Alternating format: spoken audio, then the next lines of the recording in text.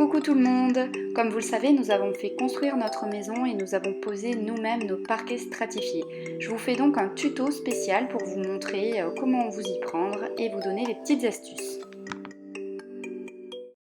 Pour cela, il vous faudra 1 mètre, du ruban adhésif, un maillet léger, un cutter, un tire-lame, un bloc à frapper, une règle équerre, un crayon, mais aussi 20 cales de dilatation, votre sous-couche et évidemment votre parquet. N'oubliez pas une scie et une boîte à onglet ainsi qu'une scie sauteuse.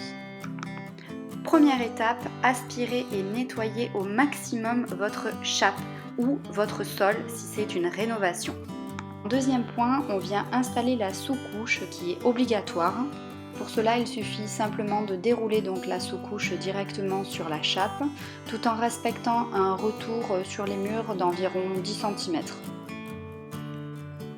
Il suffit après simplement de les scotcher les uns aux autres et le tour est joué.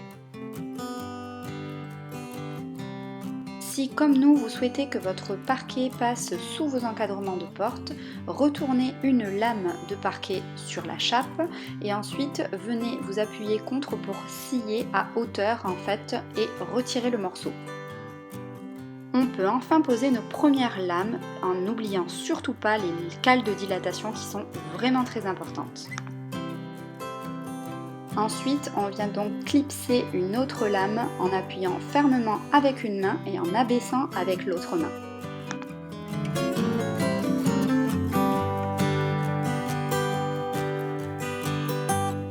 Si, comme ici, les lames ne sont pas correctement alignées, il suffit de prendre un tire-lame comme vous allez le voir maintenant pour les ajuster.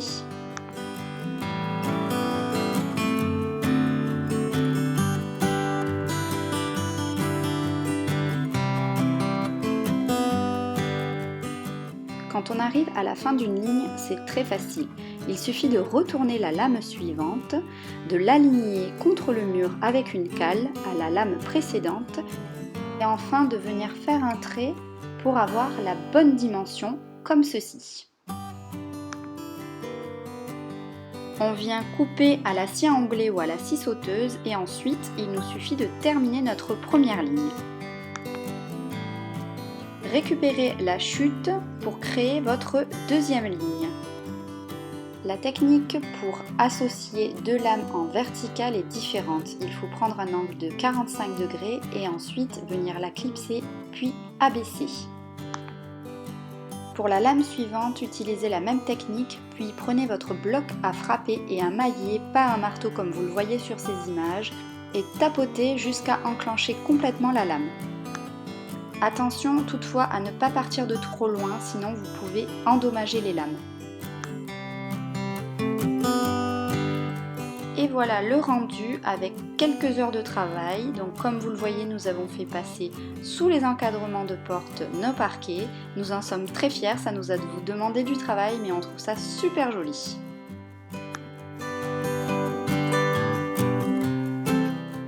Vous aurez également des découpes à faire puisqu'on ne peut pas tout faire passer non plus dessous. Alors là, il faut s'appliquer, mais il ne faut surtout pas oublier les cales de dilatation et de laisser un espace plus grand pour les seuils de porte. Quand on termine une pièce, il faut également faire des découpes longitudinales qui sont un peu plus compliquées. Pour cela, retournez une lame, appuyez-la contre le mur et venez tracer en vous ajustant au maximum contre la lame précédente. Enfin, retournez votre lame dans le bon sens et venez simplement la clipser comme vous l'avez fait précédemment.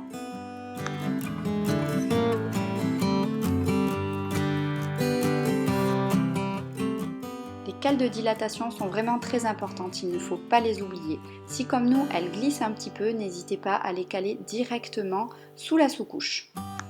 Il faut attendre au moins 1 heure avant de les retirer. Quelle satisfaction de poser la dernière lame d'une pièce! Cela ne signifie pas que le travail est terminé, il nous faut encore poser les seuils de porte et les plinthes. Nous allons donc voir ça tout de suite ensemble.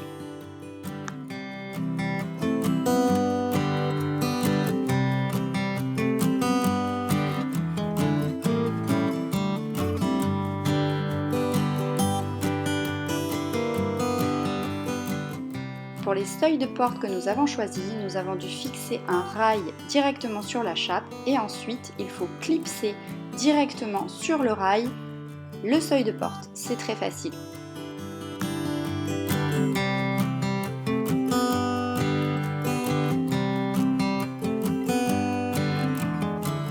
Alors, qu'est-ce que vous en pensez? On a bien travaillé, non? En tout cas, nous, on est plutôt fiers de nous.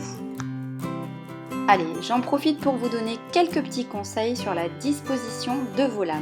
On commence toujours à poser ces lames en fonction de la luminosité de la pièce. Il suffit donc de les mettre tout simplement parallèles à la lumière qui rentre.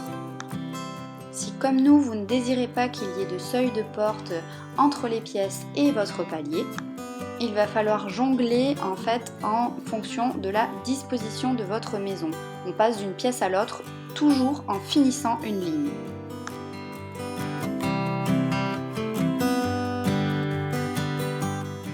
Maintenant que le parquet est fini de poser, on peut installer les plinthes. Ça, c'est pas vraiment très compliqué.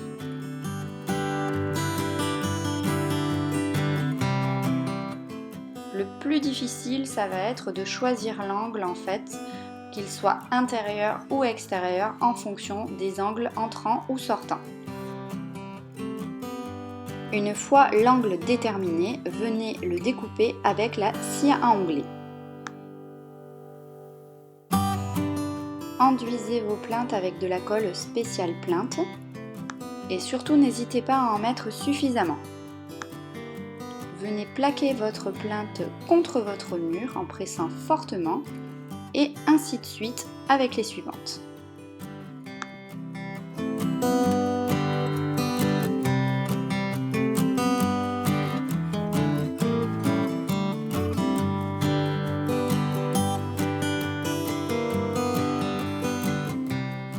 Voilà, il n'y a plus qu'à continuer dans toutes les pièces.